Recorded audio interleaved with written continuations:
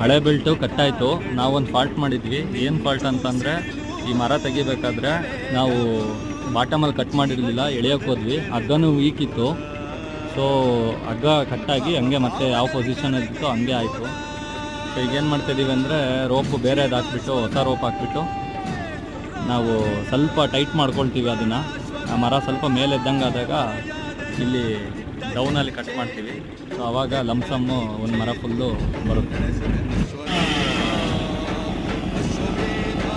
ಅವ್ರ ऊपर करो.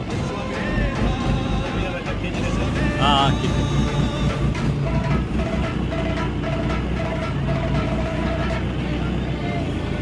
खींचो थोड़ा.